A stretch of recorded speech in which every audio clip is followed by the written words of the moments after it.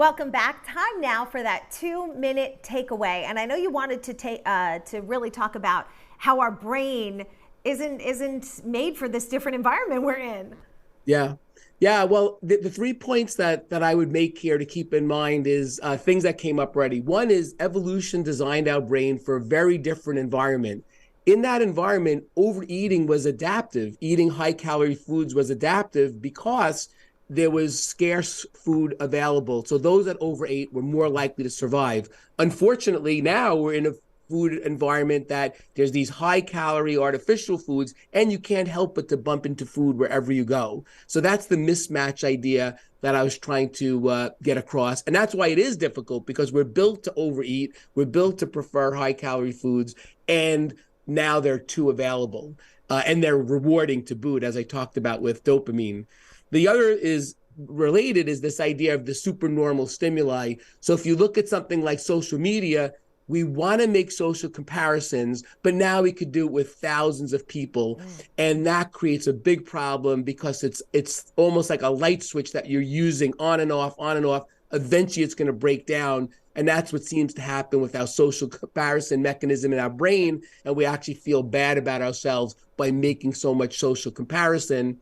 And then the third thing is, I personally believe that these insights can be very helpful to help people manage these things, realizing what you're up against, what the brain in your skull does. And one suggestion I have is treat yourself like you would treat a pet. Would you give a dog or a hamster a steady diet of potato chips and soda and cookies? You wouldn't, because you'd know that it's not in its nature. It's not in our nature either. And once again, you don't have to eliminate these things totally, but definitely reducing them is very important. And it brings me back to the article you wrote where you were feeding the squirrel the potato chips, and then you realized it was a bad idea, and then you thought, well, why am I eating them? Right. I thought it was bad for the squirrel, but I never thought about it for myself. Right, which is, it's very true. What do we put out there? All right, Ace from New Jersey, also wondering if you could help. He wrote in to say, I just can't find the time. When I get to it, I'm just too tired. Do you have any suggestions? Yeah, two things. I think one, and once again, I never know anybody's personal circumstance, but just general guidelines. If you evaluate how you use time, there's been studies that have done this. People have hours per week that they're wasting, so to speak. So I think it's prioritizing it. It probably exists for most people. So you have to, I think, take that approach of evaluating the way you're using time, and if you prefer to use time differently.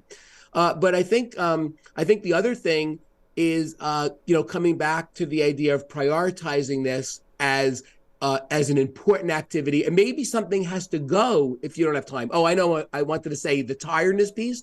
When people exercise, what they find is once they get moving, they feel better.